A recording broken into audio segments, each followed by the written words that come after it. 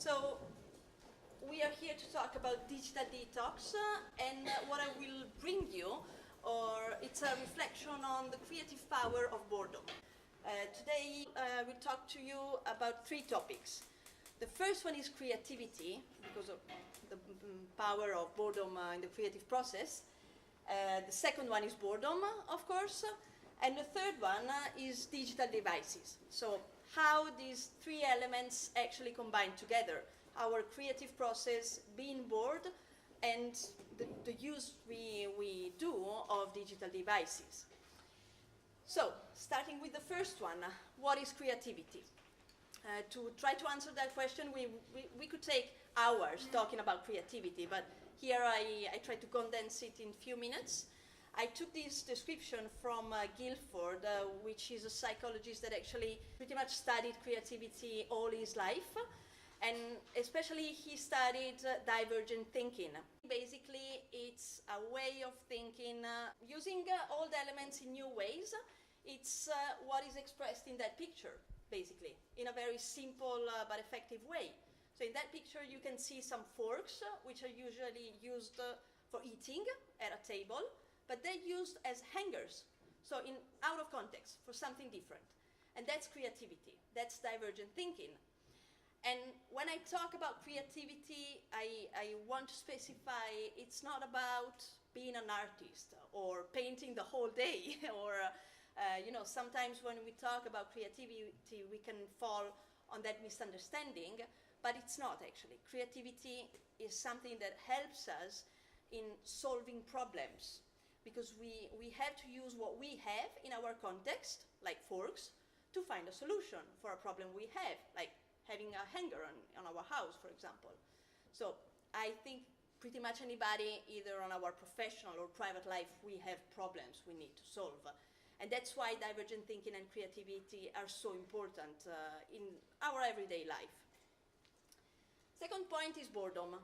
And usually when I start talking about boredom, I see people's faces just changing and thinking, okay, just go on, move on, I don't want to hear about boring stuff.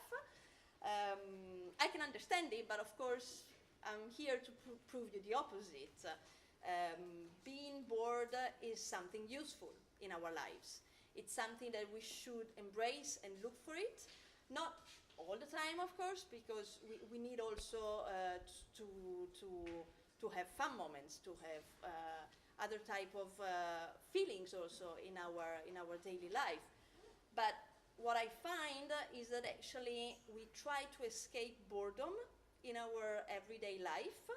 Trying to escape all the time boredom, it means that we keep providing our brain inputs, information, and the consequence is overloading. And the thing is that emptiness, or what we feel like, and what it seems to be emptiness, is very full. And why do I say that? Because actually, when we seem like not to do anything, so just being bored, waiting for a bus and not doing anything, queuing at the post office and just looking around, being on a car as a passenger and looking out the window, not while you're driving, of course, but just let your mind wandering away. It seems like wasted time sometimes. But even in those moments, what happens on our brain is that neurons keep working. It's not that our brain in those moments just shuts down and doesn't work anymore. It keeps working, and what it does basically is creating new connections with the elements that we provided to him in our daily life.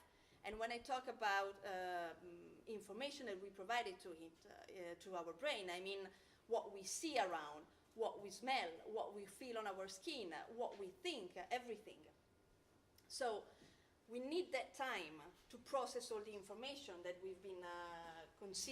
we've been gathering on our daily life.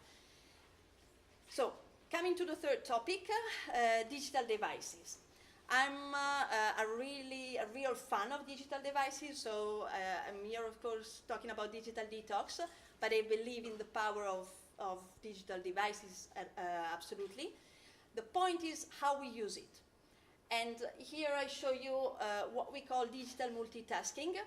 So the thing is that often on those moments that we want to escape from boredom and emptiness, what we do is taking out our smartphones and just scrolling our news feed, or reading some news, or sending some messages, or playing a game, or whatever that actually brings us to multitask.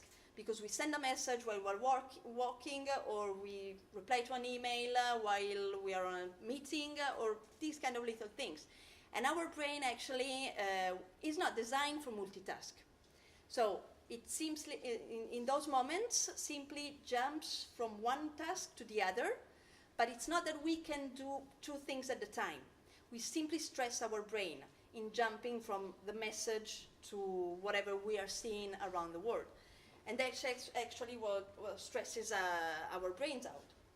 So we need some empty moments, let's say, in our life. That's basically my message.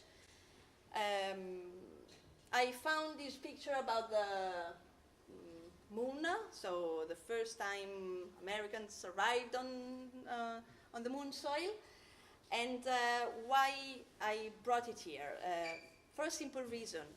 Because actually, I think probably you know it, but the computers that brought mankind to the moon were much, much less powerful than the smartphones we have today.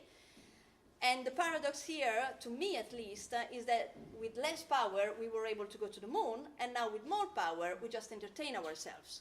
Often we use it to entertain ourselves, to escape from boring moments, from empty moments, and this actually fills up too much our mind process. So it's not a really safe, conscious and effective way to use our digital devices. What I would like to leave you as a message and for you to bring back home is just to embrace emptiness sometimes in your daily life. And it could be very little moments, not just like I need to be bored for the next 5 hours and doing nothing, but very small things that we can fit in our daily life while we are queuing somewhere, while we are waiting for a friend to arrive at the restaurant. We can embrace those empty moments and actually just observing the world around us, because sometimes when we just observe what happens around us, we make new connections. We get aware of what happens around us.